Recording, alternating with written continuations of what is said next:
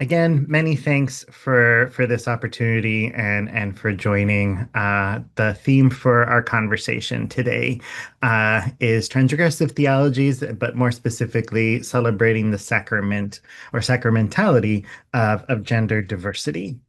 And so, before we begin, many thanks to QCF for this opportunity. Many thanks again to all of you for joining us today. I'd like to take a moment and start with a land acknowledgement, recognizing that many of us inhabit lands that are not our own. We are have displaced many different communities. We are on lands that enslaved other people. Here in Santa Cruz, where I'm joining you all from, we are on the Awaswa speaking Yupi tribe of the Amamutsin tribe here in Santa Cruz. And if anyone would like to share what lands they are joining us from, you are welcome to do so now. I'm from Michigan. Mhm.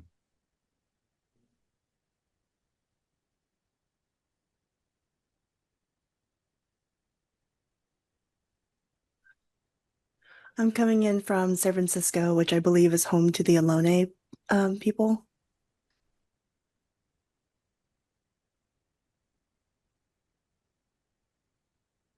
Anyone else?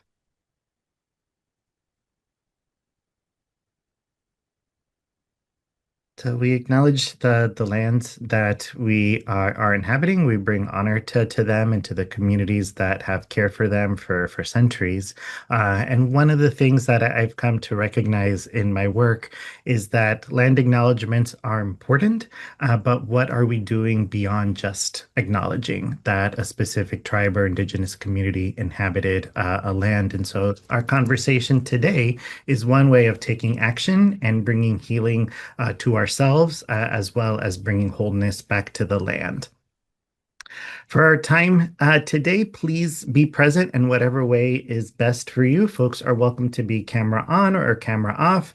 You are welcome to use the chat. You are welcome to unmute yourself and participate. If you would prefer to direct message using the chat, you are welcome to do so. Please be present in whatever way is best for you, and no pressure from me or from everybody or from anyone else.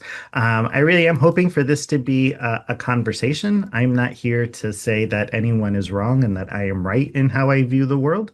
It really is a conversation. And so I have questions. We have a time for questions at the end. But as we go, I also have questions and really want to hear your thoughts and ideas. All I ask is that we approach this conversation with compassion as well as with curiosity. And then lastly, this is a living outline. We'll see how it goes. I'm extremely mindful that conversations are organic, but just wanted to give a heads up as potentially where we're headed in terms of having an opening prayer, having theological grounding, having a conversation about sacrament, an open discussion, and then closing with a prayer. So, could I have a volunteer read our opening prayer?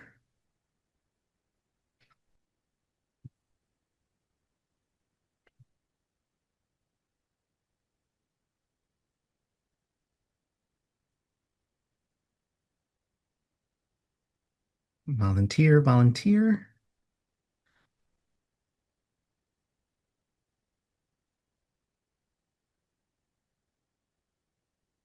Okay, I can read it, not a problem. I invite everyone to take a deep breath. Center yourself. This prayer is called Trans Wisdom is Seasonal Wisdom by Anna Blaidel from Infleshed. Trans wisdom is seasonal wisdom, a body's knowing that nothing alive stays the same, that change is not failure, but fidelity to life's unfolding. Trans wisdom echoes what the earth has always taught: becoming is holy, transformation is sacred, Being alive is a process of losing what we cannot live without while loving each other alive regardless. Amen. Like us to take a moment of silence in memory and honor the 369 trans and non-binary people who were killed in 2025. Trans Day of Remembrance is honored on November 20th, and since November, 21 individuals have been killed for lives impacted by violence in all its forms, for the stories we don't know because they are unreported or misreported. We also want to honor those who have died by suicide. We can take a moment of silence.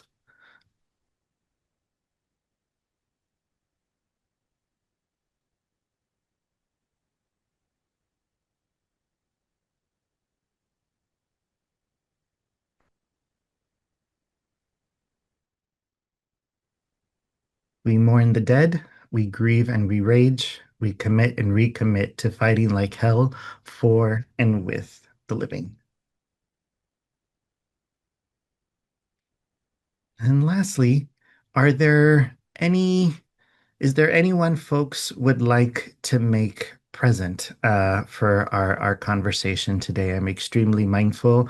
We all may have different views of those who have died, but if we want to make any ancestors or transcestors, queer cestors present because we believe that their spirits continue to journey with us, and or because their memories are sources of inspiration for us. Is there anyone folks would like to make present and lift up in this space? You can type it into the chat, you can share it out loud, or you can hold it within your heart.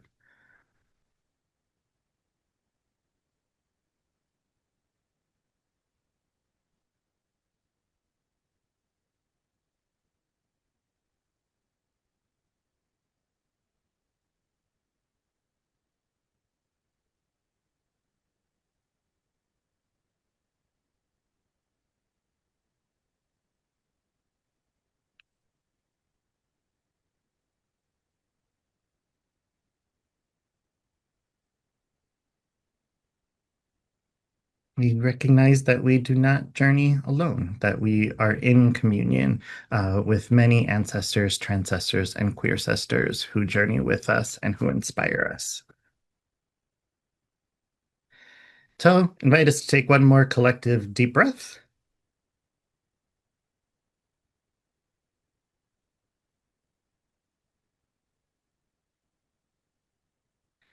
So my name is Delphin or Delphine. I use they, them pronouns. Again, I'm joining you all from Santa Cruz, California, where I serve as the director of the Lionel Cantu Queer Resource Center at University California, Santa Cruz.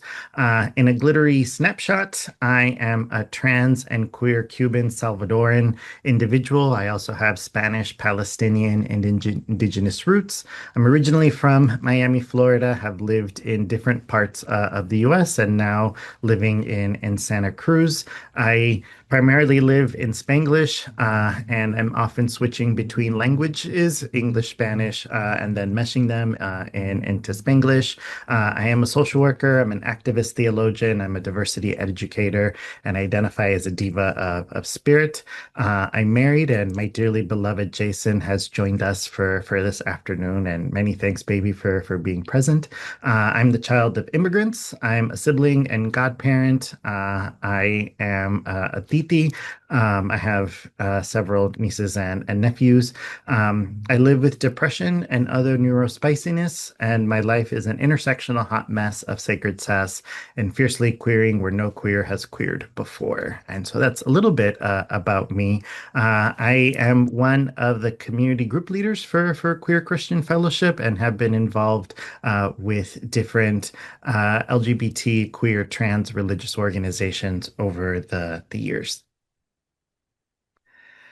So, just want to start off with this statement and affirmation that we are here, we have always been here, and we will always be here.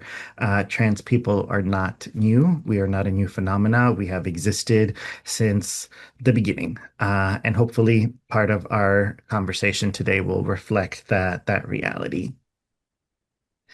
So, to get us started, when you hear the word sacrament, what comes to mind? It's a word that in many church spaces we throw around a lot. The sacraments, what is a sacrament? And so when you hear this term, what comes to mind? And you can unmute yourself if you'd like to share out loud, or you can also type in into the chat. Would that mean Jesus' sacrifice? Yes, that could be. Yes. There are no right or wrongs when it comes to this. And so, other thoughts of or what images come to mind when you hear the term sacrament?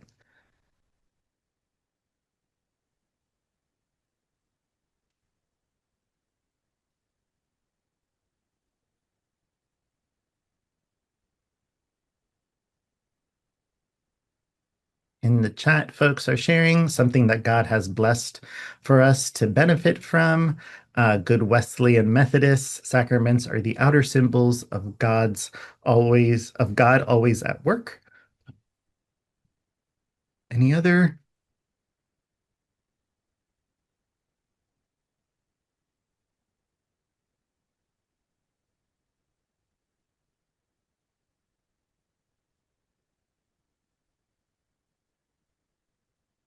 Part two of the question is how have sacraments or how do sacraments impact your life? If anyone would like to share.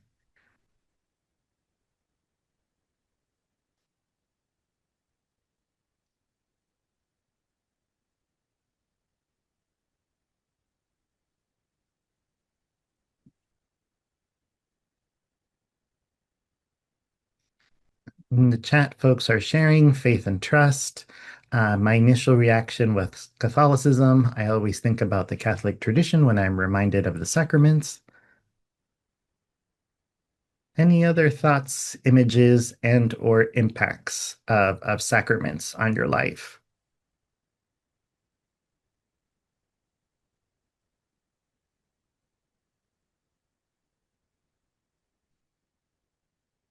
I think of Eucharist, communion, which my church liturgy is centered around, being formed to be more like Christ. Any other thoughts, reflections? I would think it would be Jesus' salvation for me. Mm-hmm. Mm-hmm. Thank you all. Keep all of this in mind as we go. Again, there is no right or wrong, but just wanted to hear people's thoughts. And so please keep in this in mind as we go. For our conversation, much of my work is centered on queer and indecent theologies, especially from the realities of Latin American scholars. And so, if we think about Latin American feminism, if we think about Latin American queer thought, much of our work focuses on how everyday life is a source of sacred revelation. Sacred texts like the Bible are important and have their place, but so too does lived experience. Our stories of everyday life, our stories of challenge, our stories of celebration. Those are places where God reveals the sacred, and they're just as important as sacred texts. And in some cases, our life is a sacred text.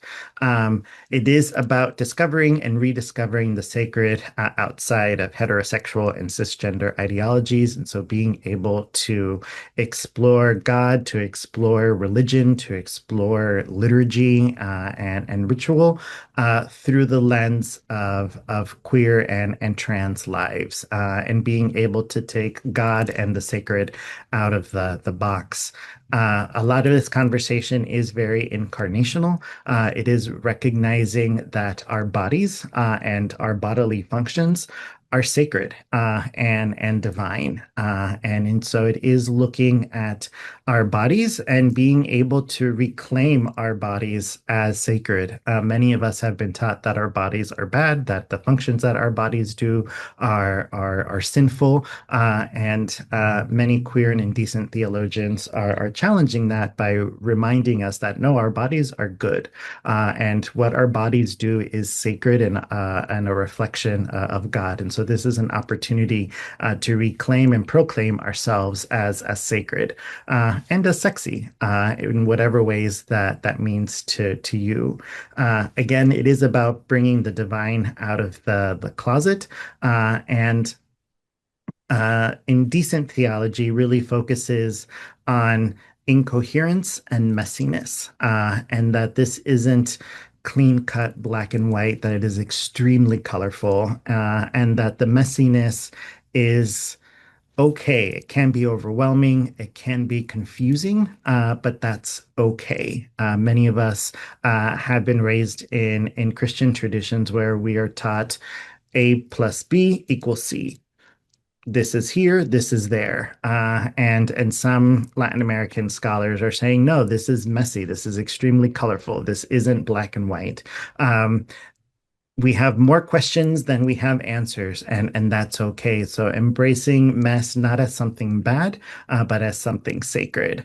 And then lastly, I was raised Roman Catholic, and still honor my Catholic roots. The Catholic Church doesn't necessarily recognize me anymore, but I still honor my Catholic roots, and was raised both in a tradition and in a home where asking questions was not allowed. And so I've come to discover that a lot of this work, when it comes to being a queer person of faith and a trans person of faith, is recognizing that the questions that we ask, that the asking of the question is a form of liberation, and that is prophetic and powerful.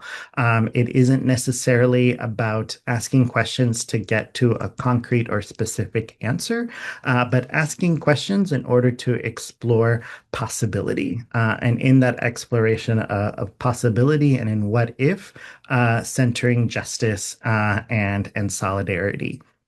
It is also a process of remembering and re-membering. And so remembering as a cognitive act, but then also re-membering, rebuilding the narrative. Again, that queer and trans people have always existed. Our stories have always been present, recognizing that the words that we use, the terminology that we use over the centuries has evolved and is different, but that our lives have always been there. And so it's an opportunity to remember that cognitively, but then also to rebuild the narrative to make sure that our narratives are included and respected. When it comes to sacrament, again, back to the question I started us off on in terms of what is a sacrament, and thinking about recognizing that many of our traditions have similar understandings, but also different understandings. Augustine of Hippo talked about sacrament as an outward and visible sign of an inward and invisible grace, that it is a sign of a sacred thing, that a sacrament was something that made visible God's presence in our lives, and or that we were able to connect with the salvation narrative and remember our being saved through some form of visible act or visible symbol of some sort. The term sacrament comes from two words in Greek, mysterion, and in the Latin word sacramentum.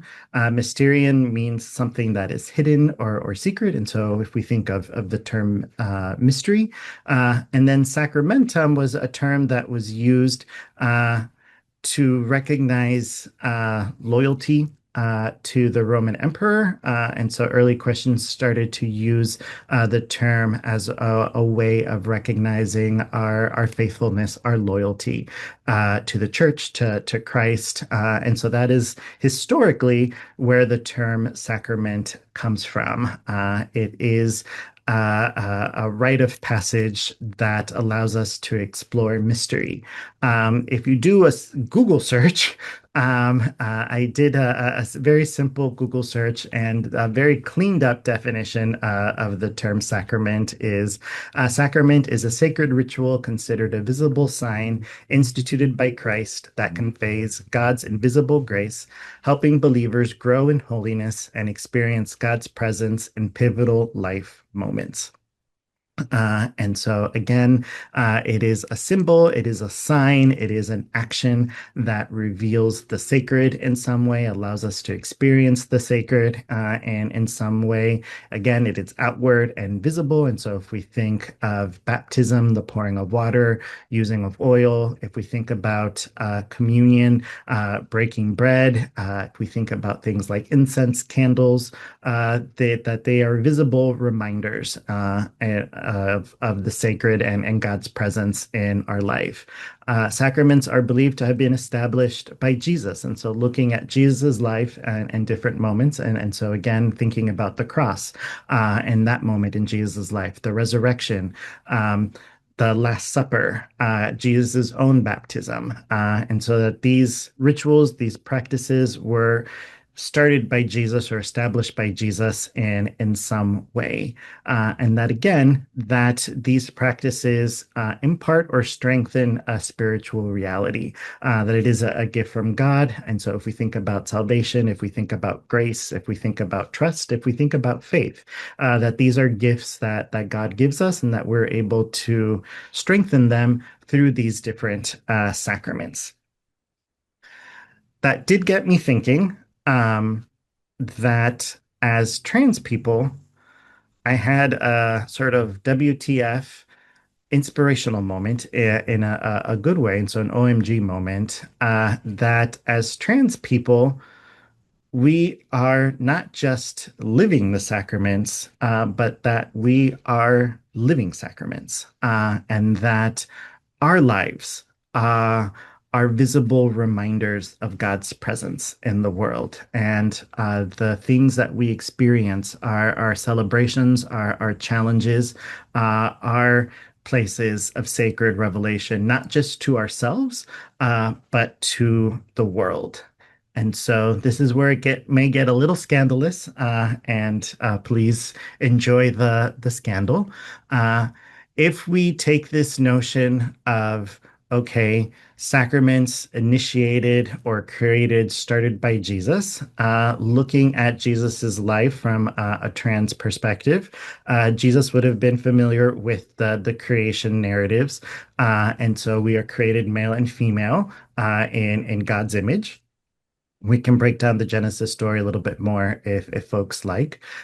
We do recognize, not just in the Old Testament or Hebrew Bible, but Jesus also talks about eunuchs, and eunuchs did not fit the typical gender norms for their time, for their society. And Jesus recognized that some eunuchs are born eunuchs, some are self-made, some are made by others. And then if we think about the book of Acts, the first baptized Christian is a eunuch from Ethiopia, whose experience of faith and narrative of faith is what inspires Philip to welcome them into this emerging Christian tribe.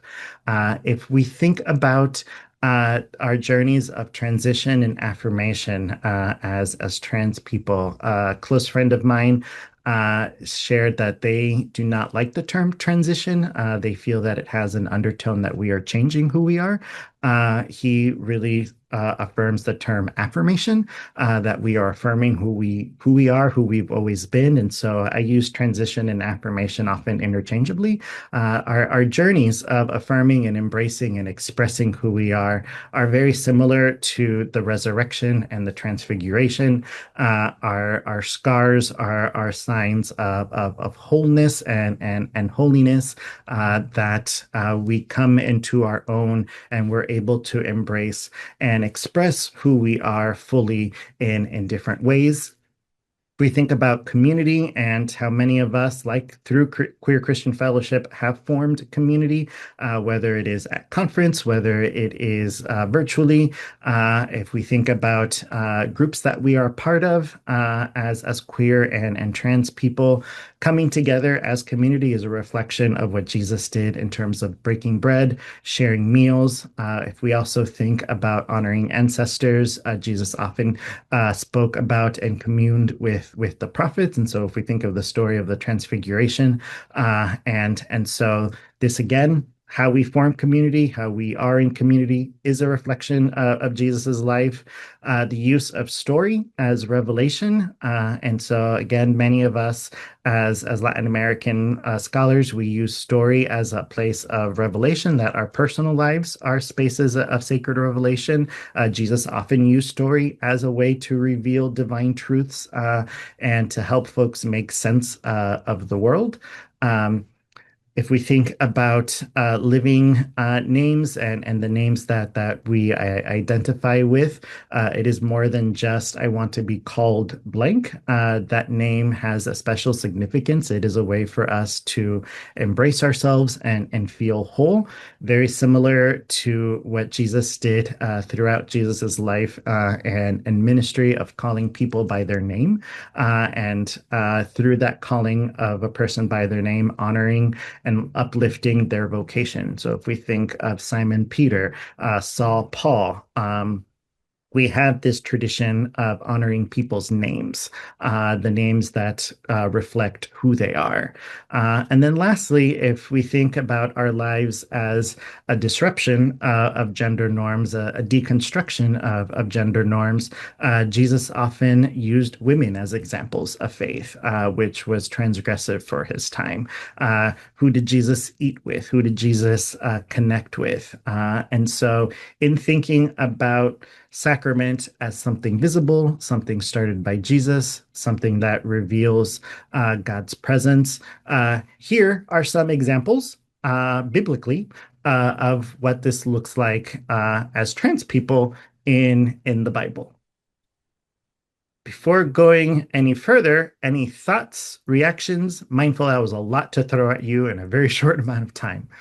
I really liked how you talked about how God made us in our image, male and female. So I was thinking that God has the attributes of male and female. That's Hmm. my thought on that. Agreed. Hmm. And it's if you think about it, at least for myself, it's God created the world, whether we think of it in 7 days or or however, whichever. There are two creation narratives in Genesis, but God creates the world. God creates human beings in God's image. God created them male and female. At least growing up, that was never unpacked in any way. It was oftentimes just brushed over. And so just sitting with that, like God created male and female in God's image. Well, what does that say about God? And again, we don't have a concrete or specific answer to that, but just being able to sit with the possibility and what that may inspire, and the healing that that can bring to many of us. Seeing in the chat, I'm delighted by the notion of being living sacraments, but how is that different from all humans being so in the sense of being God's beloved creations? Hold on to that. We'll get to that in just a second. Uh, Love that there are scriptural examples of people receiving new names from God. Any other thoughts, reactions, and/or questions?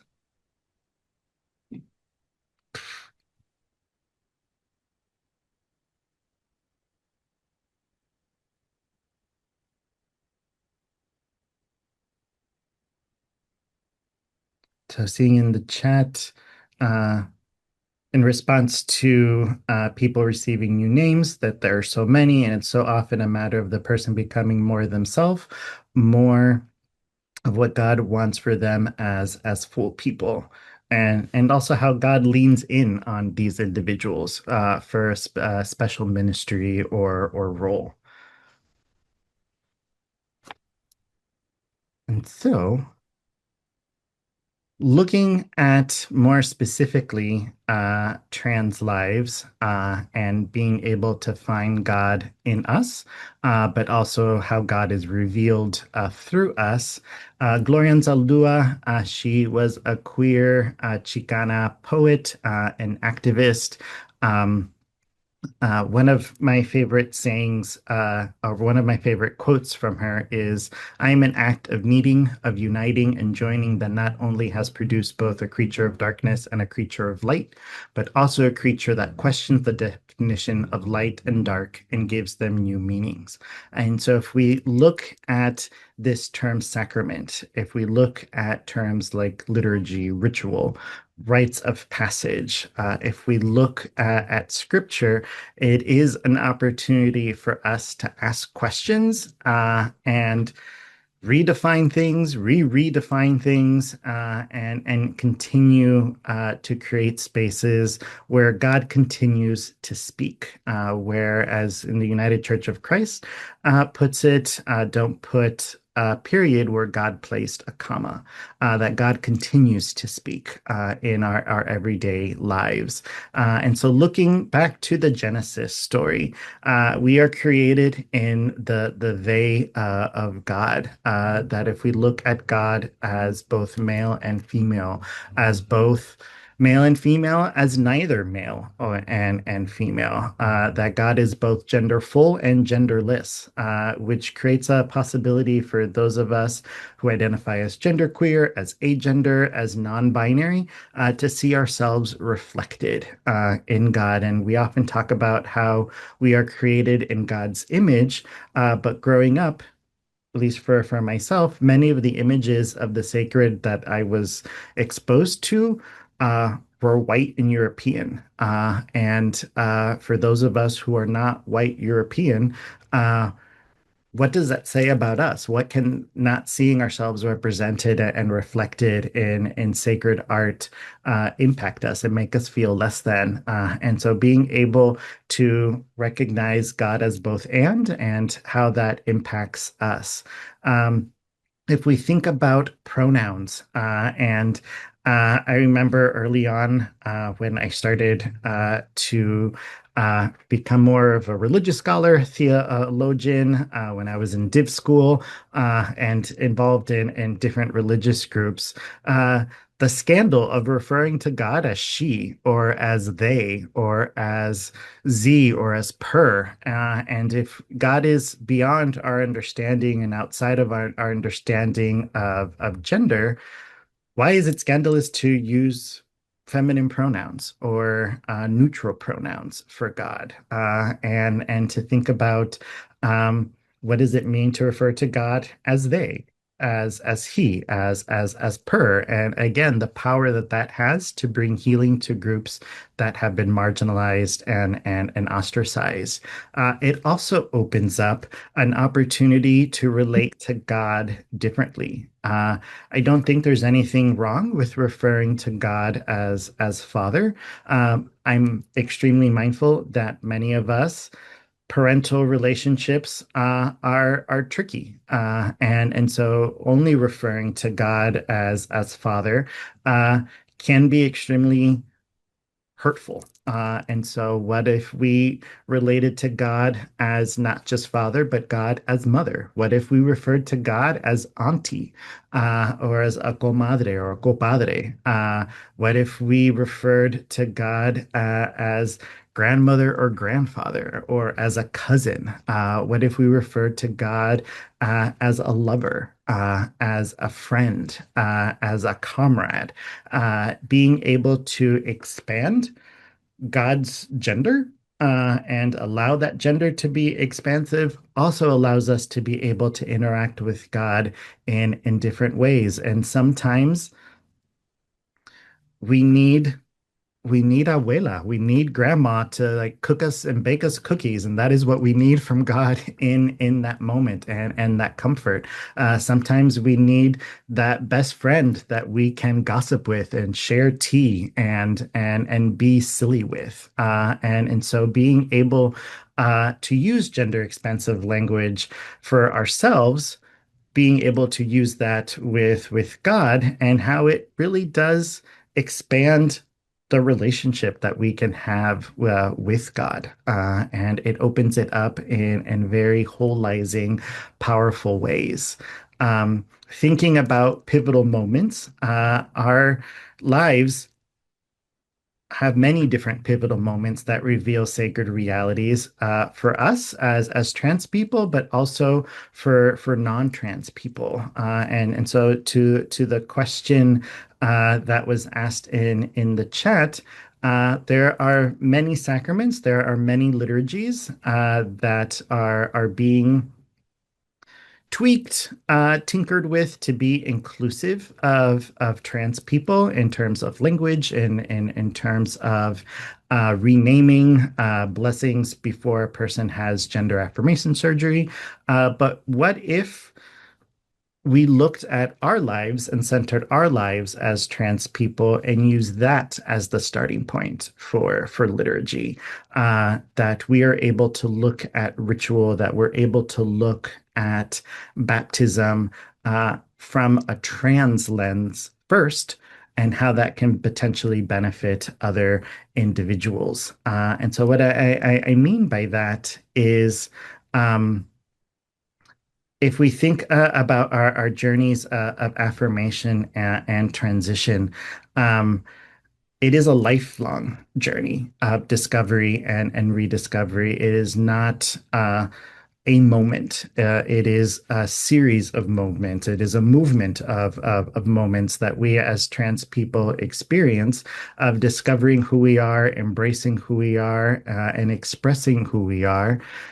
In many ways, that is something that all people experience. And so being able to see our life of affirmation and use that as um, a window, a starting point to encourage, nudge others to also recognize how they are constantly discovering and rediscovering themselves from a gendered perspective, but also from a non-gendered perspective. That when we begin a journey of transition, it is an opportunity for us to continue the work of creation. It is not God is, it is God is, not God was. Oftentimes we think of creation as something static, something that happened in the past. And no, creation is happening now. It is dynamic, it is ongoing. And we as trans people are reminders to the world that creation is ongoing. And again, that God is, not God was. If we think about our challenges, if we think about the hurts that we have experienced, if we think about scars, if we think about where we've had to inject ourselves and the soreness of potentially that part of the body, that dysphoria that we experience, how is God revealed in that dysphoria? How is God revealed in our euphoria? Oftentimes, I've been frustrated within Christian traditions that there is a huge focus on the cross, that there's a focus on the passion and the suffering. And that's important. And we need to lift that up and we need to recognize how trans people have also suffered, the crosses that we bear and the marginalization that we experience. But we also need to remember that the cross wasn't the end, that there was resurrection, that there was new life, and that we as trans people also experience resurrection, that there is new life, that there is euphoria, that we are finding ways to form community, that we are finding ways to affirm ourselves and to overcome struggle. And so by using our lives as a starting point, it does open up an opportunity for folks, trans and non-trans, to look at their lives and see sacred, to see God, to see themselves as reminders of God's presence. that came out a little bit more convoluted than I wanted it to come out. Does that make sense, what I'm trying to say? I really liked that movie, and it's called The Shack. I Mm-hmm. don't know if you've ever seen it, Yes. and then how God was representing as a woman, and then Mm-hmm. it was really good. And then there was Jesus and Holy Spirit, and how they were all having fun together, and that movie really impacted my life. Mm-hmm. It Mm-hmm. was really good. And the power of being able to, in the chat, being able to refer to Jesus as brother, in the shack and in other spaces, being able to interact with God as a mother, and sometimes that's what we need in that moment, is being able to relate to this person, um, to this being in a way that is comforting, and much the same way that applies to us. There are times where folks come to me as, okay, Delphine, we're looking for some guidance clinically in terms of how to support trans students on campus. Oh, we're coming to you to see if you can provide guidance on what religious traditions are supportive of LGBT folk. Folks come to us, oh, I just need someone to talk to vent with, or I just need someone to eat lunch with and laugh and be silly with. It is an opportunity to relate to God in an expansive way, but also recognizing that we have expansive roles in people's lives. Other thoughts, reactions, questions, curiosities?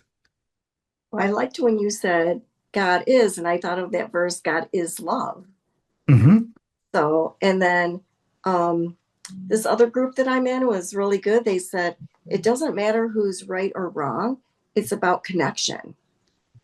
And Hmm. and I thought that was really good. If we think about connection, if we think about community, if we think about how we form connections with others, not just with God, excuse me, but how we form connections with others, and extremely mindful that, for some of us, going to church, to a congregation, may be painful, and so we find community virtually. Students make fun of me a lot on campus because I talk about Facebook, and they're like, "Oh, Facebook is for old people," but Facebook is a way that many of us have and continue to form community and have connections with folks, not just in our immediate geographic location, but worldwide. If we think about how we connect with folks on TikTok and other social media platforms. And so recognizing that connection and community is not just in person, but broadly. Um, I was raised Catholic. We do have in the Catholic Church a tradition of honoring saints, but mindful that it is not limited to just the Catholic Church, that within Christianity, we have a tradition and practice of honoring holy people, and folks who inspire us, folks who we lift up as possibility models of faith, and folks uh, who inspire us to be in ministry, to widen the circle. And so I wrote this several years ago and need to update it. But if we think about as trans people, individuals who have inspired us. And so, if we think biblically, again, of the Ethiopian eunuch, if we think about Joan of Arc as a person who was a visionary and transgressive, if we think about Marsha P. Johnson and Sylvia Rivera, if we think about folks like Miss Major, who passed away recently, folks who are pioneers, who fought and continue to fight in different ways. If we think about folks like Kate Bornstein and Laverne Cox, if we think about different trans and non-binary celebrities and how more and more actors, actresses, artists are coming out as trans, non-binary, gender expansive, that we have this rich history of folks that we can look up to inspire us, and that we too are also part of this communion, and that folks are looking to us and find inspiration, and that the seeds that we plant in our lives today, we may not see blossom, but others will be able to see blossom in the future. And so just wanted to share this litany, communion that I came up with in terms of lifting up different trans individuals.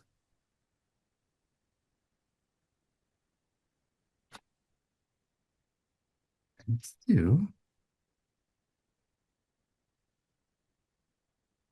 I wanted to finish our time together with some questions for discussion. Just put in the chat, and folks are not required or expected to answer all of them, but just wanted to close our time with I lifted up different possibilities for trans sacraments, but open to others that may come to mind if folks want to share other trans sacraments or examples of trans sacraments. But also to create a space for folks to think about how God is revealing themselves in your life, and to expand that to also think about how God is being revealed through your life to others, and think of it as a both and, how God reveals themselves to us individually, but how God is also being revealed through us to others. And in what ways can you see your life as sacramental? And so I'm extremely mindful. These are very huge questions that we can spend hours unpacking, but just wanted to share them with you all and see where folks wanted to go as we bring our discussion to a close. This is a prayer poem called Trans Love Poems, and it's also by Anna Bladel. Uh, Every morning, I awake wanting to wrap every trans person in a love poem. And then I remember we are love poems, whispered, shouted, sung, and slipped into the heart pockets of each other. We are poems and prayers and whole worlds of possibility. We are love poems and symphonies, moonlight and stardust, sacred and powerful. May you hold this knowing close. May you return to it as needed. May we feel wrapped in the T for T love that has woven us and weaves us still. For you today, I pray. I pray for gentleness, for ease, for protection, for rest. I pray for a chance to breathe, to weep, to rage, to ground, to heal. I pray for encounters in which you feel seen, known, understood. I pray for I pray all that is gloriously beyond seeing, knowing, and understanding is held with kindness and devotion. I pray you have what you need: nourishment, home, kinship, belonging. I pray you know we need you here. I pray that today someone looks in your eyes and says, "You are beautiful. You are brave. You are powerful. You are divine, just as you are and as you are becoming." I pray you can look in the mirror and say this to yourself too. Amen.